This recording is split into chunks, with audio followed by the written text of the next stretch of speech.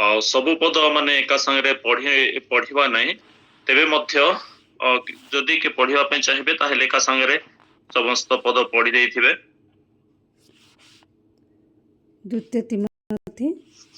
ଦ୍ୱିତୀୟ ତିମୋଥୀ 2 ପର୍ବ 15 ପଦରୁ 19 ପଦ ପର୍ଯ୍ୟନ୍ତ।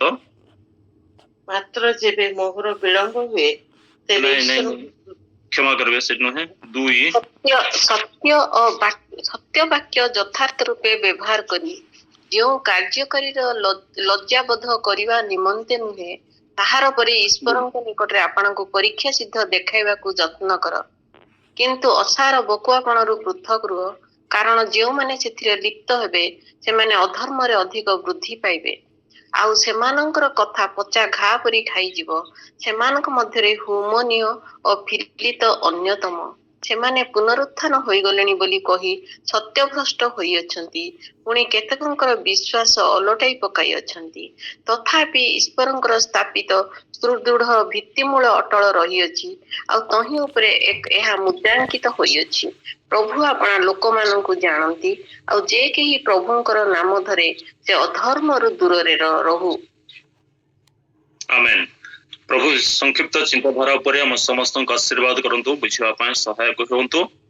ଆଉ ଏଇ ସ୍ଥାନରେ ଆମେ ଯେଉଁ ଶାସ୍ତ୍ରାଂଶଟି ପଢୁଛୁ ଆଉ ସେଥିରେ ଯାହା ପଢିଲୁ ଆମେ ଗୋଟେ ବୁଝିବା ନିମନ୍ତେ ହେଡଲାଇନ ଭାବରେ ବା ପ୍ରସଙ୍ଗ ଭାବରେ ଆମେ 19 ପଦର ଶେଷ ଅଂଶକୁ ରଖିପାରିବା। 19 ପଦର ଶେଷ ଅଂଶକୁ ଆମର ପ୍ରସଙ୍ଗ ସ୍ୱରୂପ ଆମେ ରଖିପାରିବା। ଆଉ ତାହା ଏହା ହେବ, ଯେ କେହି ପ୍ରଭୁଙ୍କ ନାମ ଧରେ ସେ ଅଧର୍ମରୁ ଦୂରରେ ରହୁ। କ୍ଷମା କରିବେ, ଆଉ ଥରେ ମୁଁ କହିବା ପାଇଁ ଚାହୁଁଛି, ଯେ କେହି ପ୍ରଭୁଙ୍କ ନାମ ଧରେ ସେ ଅଧର୍ମରୁ ଦୂରରେ ରହୁ। ଆମର ପ୍ରସଙ୍ଗ ଭାବରେ ଏହାକୁ ଆମେ ରଖି କେତୋଟି ଏଇ ପଦ ଗୁଡିକ ମଧ୍ୟରେ ଅଳ୍ପ କେତେକ ଆମେ ଆଲୋଚନା ଦେବା ଏବଂ ଆମେ ସେଥିରୁ ଶିକ୍ଷା କରିବା। ପ୍ରେଜ୍ ଦ ଲର୍ଡ। ପ୍ରଭୁଙ୍କ ନାମର ଧନ୍ୟବାଦ ହଉ।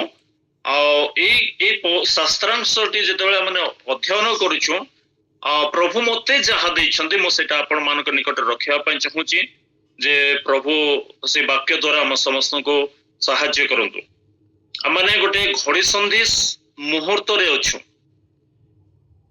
ଆଉ କେବେ ପ୍ରଭୁଙ୍କର ଆଗମନ ହେବ ଜଣା ନାହିଁ, କିନ୍ତୁ ଅବଶ୍ୟ ପ୍ରଭୁ ଯୀଶୁଙ୍କର ଆଗମନ ହେବ।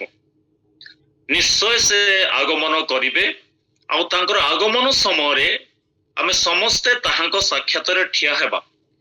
କିନ୍ତୁ ଯେତେବେଳେ ଆମେ ତାଙ୍କ ସାକ୍ଷାତରେ ଠିଆ ହେବା, ସେଇ ସମୟରେ 15 ପଦର ଶେଷ ଅଂଶ ଈଶ୍ୱରଙ୍କ ନିକଟରେ ଆପଣାକୁ ପରୀକ୍ଷା ସିଦ୍ଧ ଦେଖାଇବାକୁ ଯତ୍ନ କରିବା। ପ୍ରେଜ୍ ଦ ଲର୍ଡ।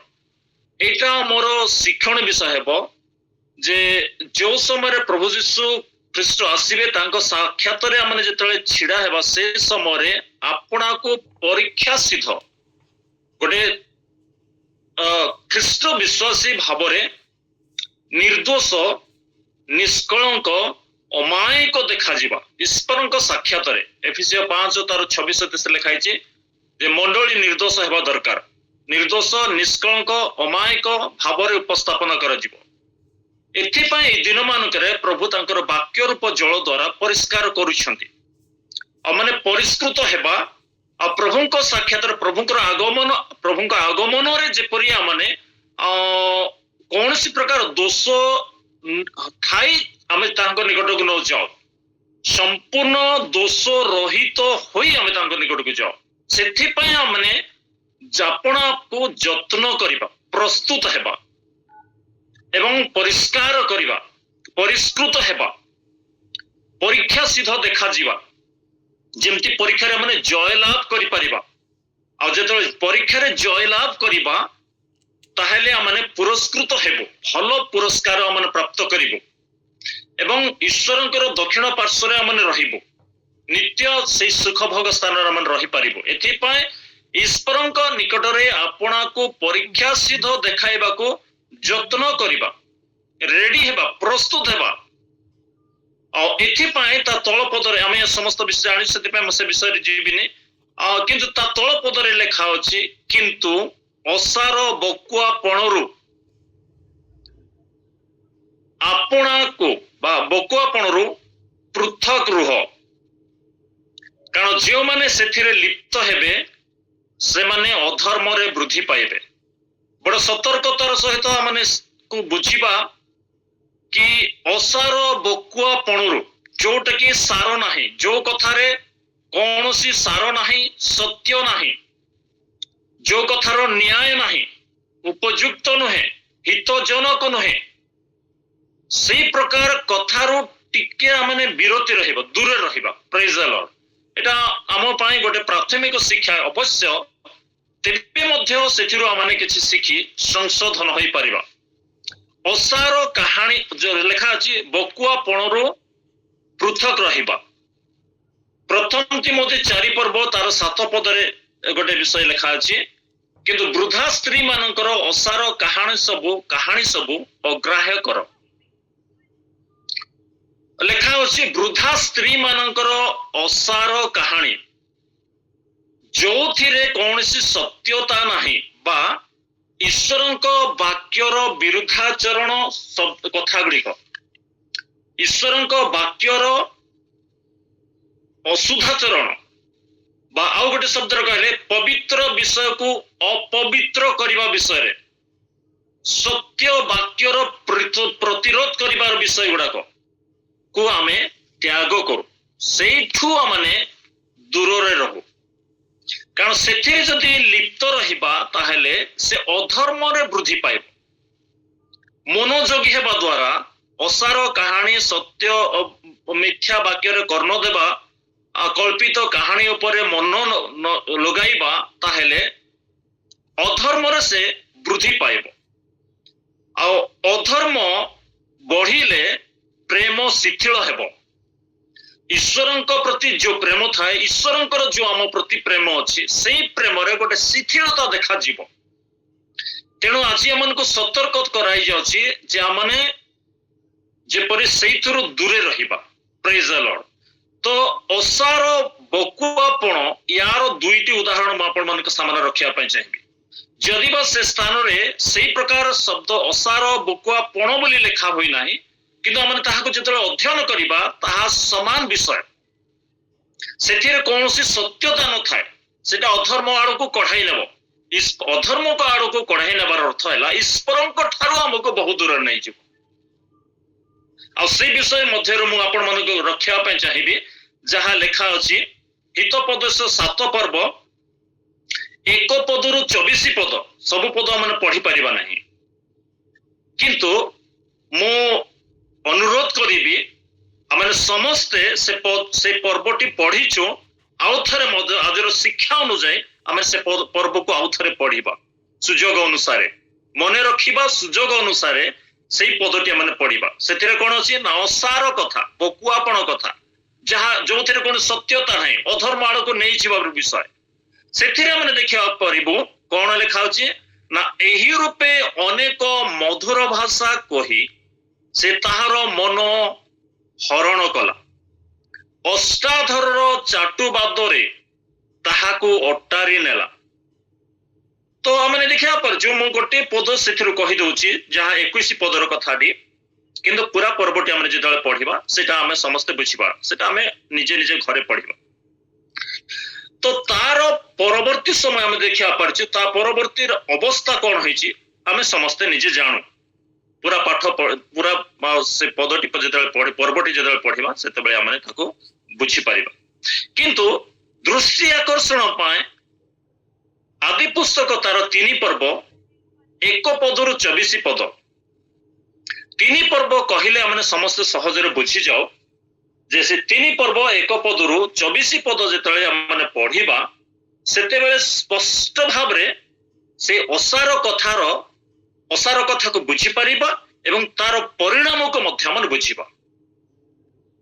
तहिरे लिप्त हेबा द्वारा तार परिणाम से माने कौन भोग कले सेटा मध्य माने बुझी पारिबा पढ़ी पारिबा। सेतिरे कौन अछि असार कथा ना जो कथार सार नाइ बा गोटे शब्द रे कहले प्रभुंकर वाक्यर विरुद्ध रे जो कथा आसे ताहा होछि असार कथा। सेतिरे कौन लिखा होछि ना सर्प नारी को कहिला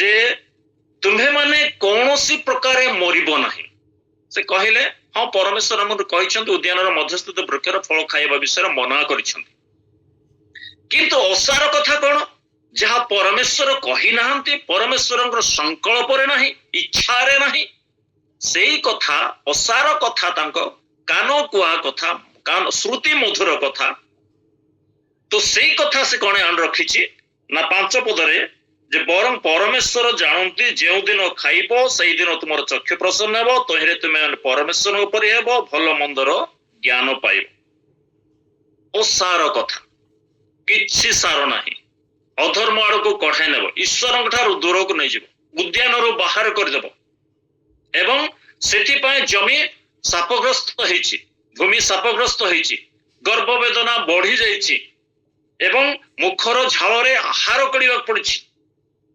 केते परिणाम तार प्रति परिणाम भोग करिवा पड़िछि तो सेति पय कहउछि जो माने सेथिरे लिप्त हेबे से माने अधर्म रे वृद्धि पाइबे पोचा घा परे ताहा व्यापी जीव अनेकंकर विश्वास रो जहाज टळमळ हेबो आ विश्वास रो जीवन रे अस्थिरता देखा जीव अधैर्य आसीबो एवं विश्वास रो से माने वंचित हेबे एथि पई असार बकुआ पणरु वृद्धा स्त्री मानकर असार कहानी असत्य कथा अधर्मर कथा जोटा कि श्रुति मधुर भल लागिला पर लागे देह सुहा भली लागे किंतु सेइथिरो हमकु पृथक रहिबाकु हेबो प्रेज द लॉर्ड प्रभु मन को अनुग्रह करंतु कारण ए कथा जे माने करूना हो से कथा नुहे किंतु सुनिथिबा वाक्य प्रति अधिक मनोयोगी हेबा एवं बारंबार जदि गोटे विषय को माने सुनुछु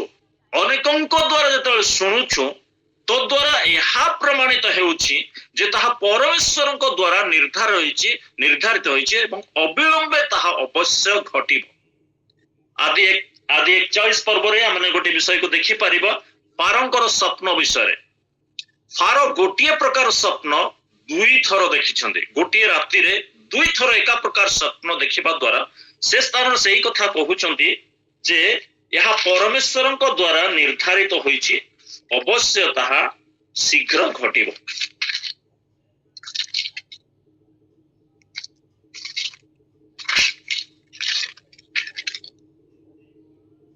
41 क्षमा करिबो मते 41 बोलते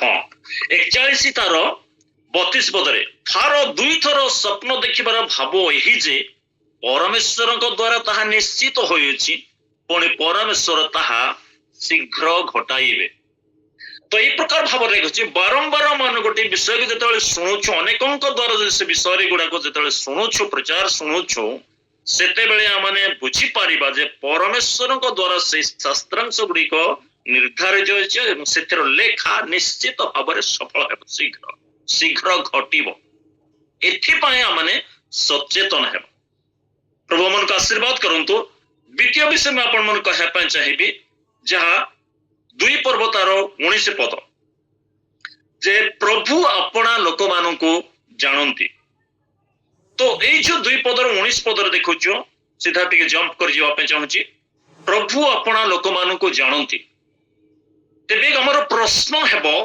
किए प्रभुंकर लोक कहा को मन कहिबा जे प्रभुंकर नाम धरिबो साधारण भाव रे हमन बुझिबा को गले जे प्रभुंकर नाम धरिबो गिरजा उपासना का शिव तेबे हमने कहिबा निश्चय आमे अनुमान करू एवं कहि दिउ जे हां एमन निश्चय प्रभुंकर लोक किंतु सेमति हुए नाही ताहा ही सत्य ताहा नुहे संपूर्ण सत्य ताहा नुहे कारण मु आपण मानको दुईटी उदाहरण आपण मन कह रखिया पे चाहिबी आ पर आधार करी माथि लोक समाचार 7 पर्व तार 22 एवं 23 पद से दिन अनेक मते कहिबे हे प्रभु आम्भे माने कि तुम नाम रे भाववाणी कहिलु नै तुम नाम रे भूत छड़ाइलु नै कि तुम नाम रे अनेक शक्तिर कार्य कलु नै हे प्रभु प्रभु को नाम रे भाववाणी कहिबा प्रभु को नाम रे भूत छड़ाइबा प्रभु को नाम रे नाना शक्तिर कार्य करिबा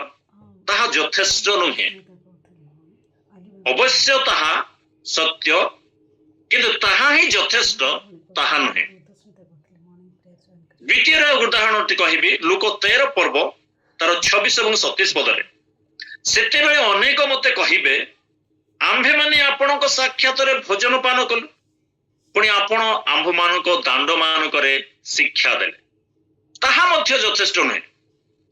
ତାଙ୍କ ସହିତ ଭୋଜନ ପାନ କରିବା ଏବଂ ତାଙ୍କୁ ଅନୁମତି ଦେବା ଯେ ସେମାନଙ୍କୁ ଶିକ୍ଷା ଦିଅନ୍ତୁ, ତାଙ୍କର ଶିକ୍ଷା ଶୁଣିବା, ସେତିକି ବି ଯଥେଷ୍ଟ ନୁହେଁ। ଆହୁରି କିଛି ବି ତାଠାରୁ ଅଧିକ ବିଷୟ ଅଛି। ତ ଏତିକି ଯଦି ଯଥେଷ୍ଟ ହୋଇଥାନ୍ତା ତାହେଲେ ଏଇ ଲୋକମାନଙ୍କୁ ସେ କହିନଥାନ୍ତେ, ହେ ଅଧର୍ମାଚାରୀ ମୋ ସମ୍ମୁଖରୁ ଦୂର ହୁଅ, ମୁଁ ତୁମକୁ କେବେ ହେଁ ଜାଣେ ନାହିଁ। ଏ ପ୍ରକାର ସେ କହିଥାନ୍ତେ। କାହିଁକି କହିବେ? ତାଙ୍କୁ ସ୍ୱୀକାର କରିଥାନ୍ତେ, ଗ୍ରହଣ କରିଥାନ୍ତେ। ପରୀକ୍ଷା ସହିତ ଯଦି ସେମାନେ ଦେଖାଯାଇଥାନ୍ତେ ଈଶ୍ୱରଙ୍କ ନିକଟରେ, ତାହେଲେ ସେ ତାଙ୍କୁ ଗ୍ରହଣ କରିଥାନ୍ତେ। କାରଣ ଏତିକିରେ ସେମାନେ ପରୀକ୍ଷା ସିଦ୍ଧ ହୋଇପାରୁନାହାନ୍ତି। କିନ୍ତୁ ମୁଁ ଆଉ ଗୋଟେ ଉଦାହରଣ ଆପଣମାନଙ୍କୁ ଗୋଟେ ପରିବାର ନିକଟକୁ ନେଇଯିବି।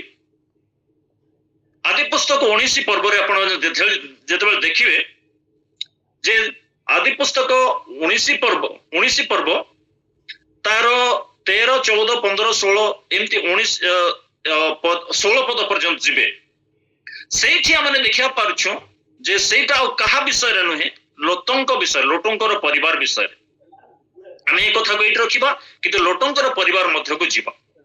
ଲୋଟଙ୍କର ପରିବାରକୁ ଯେତେବେଳେ ଯାଅ, ସେ ସମୟରେ 2 ସ୍ୱର୍ଗଦୂତ ସେଠିକୁ ଆସିଛନ୍ତି। 18 ଏବଂ 19 ପର୍ବ ଏଇଟା ଲିଙ୍କ, ଦୁଇଟାର ସାମଞ୍ଜସ୍ୟ ରହିଛି। ଦୁଇଟା ପରିବାର ଅଛନ୍ତି, ଅବ୍ରାହମଙ୍କ ପରିବାର ଏବଂ ଲୋଟଙ୍କର ପରିବାର। ଆଉ ଅବ୍ରାହମଙ୍କ ସହିତ ସେ ସାକ୍ଷାତ କରିଛନ୍ତି ଏବଂ ଅବ୍ରାହମକୁ ଆପଣଙ୍କର ମନର ସଂକଳ୍ପ କଥା କହିବା ସଙ୍ଗେ ସଙ୍ଗେ ଲୋଟଙ୍କର ପରିବାରକୁ ଆସିଛନ୍ତି। ଏବଂ ଲୋଟଙ୍କର ପରିବାର ସୋଦମ ନଗରରେ ସେ ସମୟରେ ବାସ କରୁଥିଲେ, ଯୋଉ ନଗର ପରମେଶ୍ୱରଙ୍କ ଉଦ୍ୟାନ ତୁଲ୍ୟ ଦେଖାଯାଉଥିଲା। ଲୋଟ ଯେତେବେଳେ ଦେଖିଲେ, ଦୁଇ ଦାଦା ପୁତ୍ର ଯେତେବେଳେ ସେମାନେ ଦେଖୁଛନ୍ତି ସେମାନଙ୍କ ମଧ୍ୟରେ, ପଶୁପାଳକ ମାନଙ୍କ ମଧ୍ୟରେ ଯୋଉ ବାଦ ବିବାଦ ହୋଇଛି, ସେମାନେ କହିଲେ, ଦେଖ ପୂର୍ବ ପଶ୍ଚିମ ଉତ୍ତର ଦକ୍ଷିଣ 4 ଦିଗ ପଡିଛି, ତୁମେ ଯୁଆଡେ ଯିବା ପାଇଁ ଚାହୁଁଛ ସିଆଡେ ଯାଇପାରିବ। ସେତେବେଳେ ଲୋଟ ଦେଖିଲେ ଯେ ସୋଦମ ନଗର ପରମେଶ୍ୱରଙ୍କ ଉଦ୍ୟାନ ତୁଲ୍ୟ ଦେଖାଯାଉଛି, ଆଉ ତାକୁ ସେ ମନୋନୟନ ସଜଳ ଆଉ ଚରାଣୀ ସ୍ଥାନ ଯଥେଷ୍ଟ ଅଛି ଏବଂ ତାଙ୍କର ପଶୁପଲ ଭଲରେ ଚଳିବେ ଏବଂ ବୃଦ୍ଧି ପାଇବେ। ତ ସେଇଠିକୁ ଗଲେ, ତେଣୁ ସେଇଠି ଯିବା ପରେ ଭିତରେ ସେଇ ସ୍ଥାନରେ ପହଞ୍ଚିବା ପରେ ସେଠାକାର ଲୋକମାନେ କିନ୍ତୁ ଭଲ ନଥିଲେ। ଦୁରାଚାରୀ, ଅଧର୍ମାଚାରୀ, ପାପରେ ଲିପ୍ତ, ଈଶ୍ୱର ବିହନେ, ଈଶ୍ୱର ବାକ୍ୟର ବିରୁଦ୍ଧାଚରଣ କାର୍ଯ୍ୟକାରୀ ଲୋକମାନଙ୍କ ମଧ୍ୟରେ ସେ ଆସି ପହଞ୍ଚିଗଲେ। କିନ୍ତୁ ଗୋଟିଏ ସମୟ ଆସିଲା, ପ୍ରଭୁଙ୍କର ଦୃଷ୍ଟିରେ ସେଡ୍ନୀ ନଗରର ଦୋଷା ଦୟନୀୟ, ଅତ୍ୟନ୍ତ ଦୁଃଖପୂର୍ଣ୍ଣ ଥିଲା। ଆଉ ପରମେଶ୍ୱର ସେଥିପାଇଁ ସେ ନଗରକୁ ବିନଷ୍ଟ କରିବା ପାଇଁ ସେ ଚାହିଁଲେ, ଉତ୍ପାଟନ କରିବା ପାଇଁ ଚାହିଁଲେ। 2 ସ୍ୱର୍ଗଦୂତ ସେଠିକୁ ଆସିଲେ ଏବଂ ଲୋଟଙ୍କୁ ଚଞ୍ଚଳ କରାଇ କହିଲେ, ଶୀଘ୍ର ଯିବା ପାଇଁ ଚାହିଁବେ, ଚଞ୍ଚଳ କରାଇ କହିଲେ, ନଗର ବିନଷ୍ଟ ପୂର୍ବରୁ ବାହାରି ଯାଅ, ପଛ ଆଡକୁ ଅନାଅ ନାହିଁ, ପ୍ରାଣ ରକ୍ଷା ନିମନ୍ତେ ପଳାଅ। ଯେତେବେଳେ ଏଇ କଥା କହିଲେ ତ ସେମାନେ ବିଳମ୍ବ କରିଛନ୍ତି। 15 ପଦରେ ଦେଖୁଛୁ, ସେ ବିଳମ୍ବ କରିବା ଦ୍ୱାରା ହାତ ଧରି ନଗରର ବାହାରେ ସେମାନଙ୍କୁ ରଖିଲେ। ଲେଖା ହେଇଛି, ଈଶ୍ୱରଙ୍କର ଦୟା ହେତୁରୁ ହାତ ଧରି ସେମାନଙ୍କ ପରିବାର 4 ମା ଛୁଆଙ୍କ ବା 4 ମା ପିଲାଙ୍କର ହାତ ଧରି ନଗର ବାହାରିଲେ। ତେବେ ଏଇଥିରୁ ଆମେ ଏହା ଶିକ୍ଷା କରିପାରୁଛୁ ଯେ ଏଇ ସ୍ଥାନରେ ଜଣେ ଭାବବାଣୀ କହୁଛି ଏବଂ ଭୂତ ଛଡାଉଛି, ନାନା ଶକ୍ତିର କାର୍ଯ୍ୟ କରୁଛି, ପ୍ରଭୁ ସେମାନଙ୍କ ସହିତ ଭୋଜନ ପାନ କରିଛି, ତାଙ୍କର ଶିକ୍ଷା ଶୁଣୁଛି, କିନ୍ତୁ ସେଇ ଲୋକ କହୁଛି ମୁଁ ତୁମକୁ କେବେ ହେଁ ଜାଣି ନାହିଁ। କିନ୍ତୁ ଏଇଠି ଗୋଟିଏ ପରିବାରକୁ ସେ ବିଳମ୍ବ କରୁଛନ୍ତି, କହିବା ସତ୍ତ୍ୱେ ବି ବିଳମ୍ବ କରୁଛନ୍ତି। ତେବେ ମଧ୍ୟ ଈଶ୍ୱରଙ୍କର ଦୟା ତାଙ୍କ ପ୍ରତି ଏତେ ଥିଲା ଯେ ହାତ ଧରି ନଗରରୁ ବାହାର ରଖିଲେ। କାହିଁକି? ଅଗ୍ନିବୃଷ୍ଟି, ଗୋଟିଏ ପରିବାର ବିଶାଳ ଅଗଣିତ ଜନତାଙ୍କ ମଧ୍ୟରେ ଯୋଉ ସୋଦମ ନଗର ଲୋକମାନଙ୍କୁ ବିନଷ୍ଟ କରିବା ପାଇଁ ଚାହୁଁଥିଲେ, ଗୋଟିଏ ପରିବାର ଲୋଟ ଅଛନ୍ତି। ଆଉ ଏ ଲୋଟଙ୍କର ପରିବାରକୁ ରକ୍ଷା କରିବା ପାଇଁ ଅବ୍ରାହମକୁ ସେ ପଠେଇଲେ ନାହିଁ, ଆପେ ନିଜେ ଏବଂ 2 ସ୍ୱର୍ଗଦୂତଙ୍କୁ ସେ ନେଇ ଆସିଲେ ଏବଂ ଅବ୍ରାହମଙ୍କ ସହିତ କଥା ହଉ 2 ସ୍ୱର୍ଗଦୂତଙ୍କ ଦ୍ୱାରା ହାତ ଧରି ନଗର ବିନଷ୍ଟ ପୂର୍ବରୁ ପରିବାରର ରକ୍ଷା କଲେ। କାହିଁକି?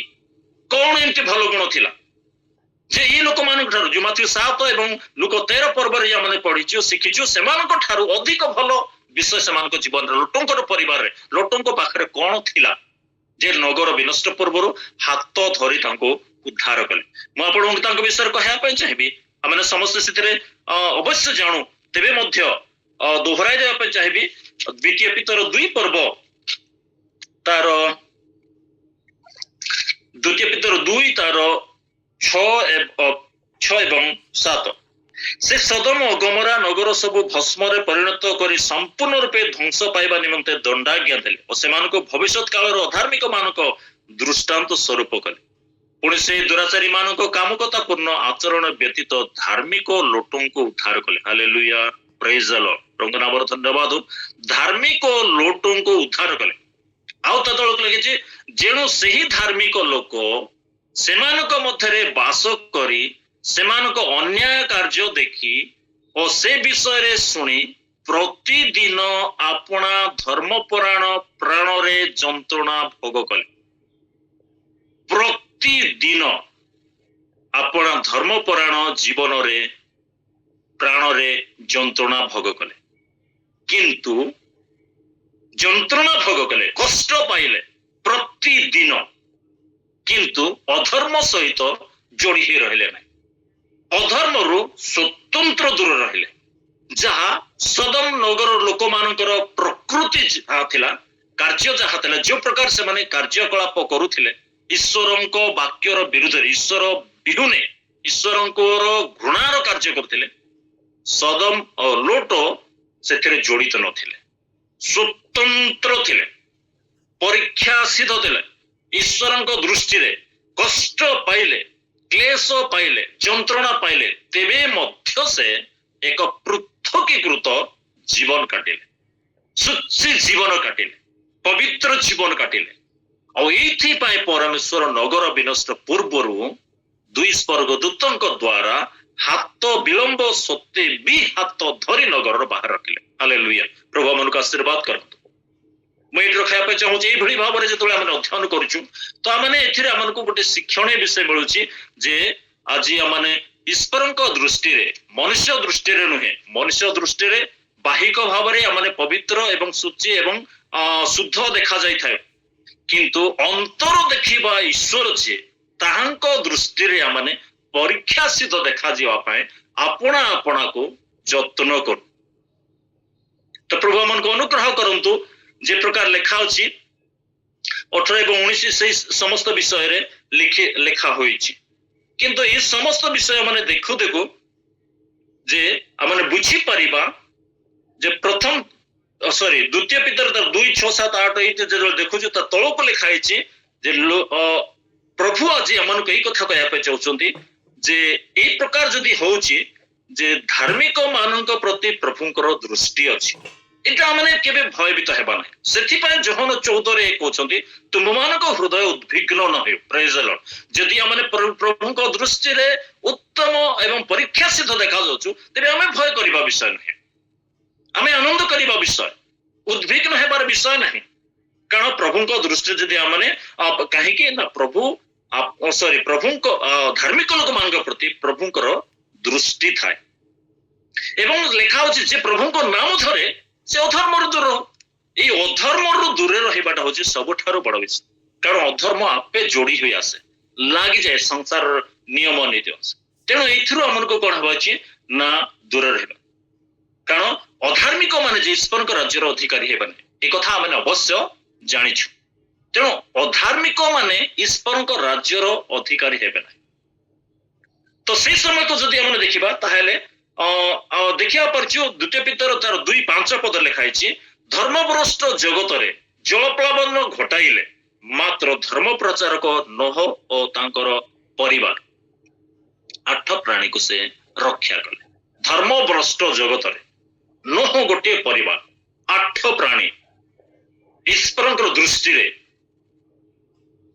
पवित्र एवं निर्दोष थे अवश्य क्लेश भोग कले अवश्य ताड़ना प्राप्त हेले अवश्य दुख पाइले तेबे मध्य तांकर पवित्रता को से माने नष्ट कले ना अधर्म से माने अधर्म रे जोड़ी हेले ना अधर्म स्वतंत्र रहिले ଅଧର୍ମରୁ ସେ ରକ୍ଷା ପାଇଲେ। ଆଉ ସେଥିପାଇଁ ପ୍ରଭୁ ଜଳ ପ୍ଲାବନ ଦ୍ୱାରା ଶେଷ କାଳର ଲୋକମାନଙ୍କୁ ଜଳ ଦ୍ୱାରା ବିନଷ୍ଟ କଲେ, କିନ୍ତୁ ନହଙ୍କର ପରିବାରକୁ ରକ୍ଷା କଲେ। ପ୍ରେଜ୍ ଦ ଲର୍ଡ। ପ୍ରଭୁ ଆଜି ଆମ ସମସ୍ତଙ୍କ ବିଷୟରେ ସେ ଜାଣନ୍ତି, କାରଣ ଏଥିପାଇଁ ପ୍ରଭୁ ଆମମାନଙ୍କୁ କହୁଛନ୍ତି ପ୍ରକାଶିତ 2 ପର୍ବ ତାର 10 ପଦରେ, ମରଣ ପର୍ଯ୍ୟନ୍ତ, ଦିନେ ନୁହେଁ, 2 ଦିନ ନୁହେଁ, 1 ବର୍ଷ ନୁହେଁ, 5 ବର୍ଷର କଥା ନୁହେଁ, ମରଣ ପର୍ଯ୍ୟନ୍ତ ବିଶ୍ୱସ୍ତ ଥା। ପ୍ରେଜ୍ ଦ ଲର୍ଡ।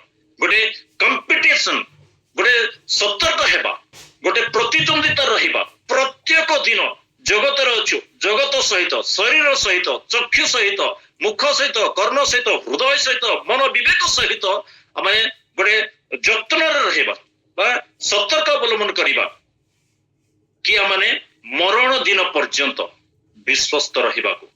କାରଣ ସଂସାର ଆମକୁ ଟାଣୁଥିବ, ଏ ମନ ଜଗତ ଆଡକୁ ଟାଣି ନ ଯାଉଥିବ ପାପରେ ଆମକୁ ଲିପ୍ତ କରିବା ପାଇଁ, କିନ୍ତୁ ମରଣ ପର୍ଯ୍ୟନ୍ତ ବିଶ୍ୱସ୍ତ ରହିବା।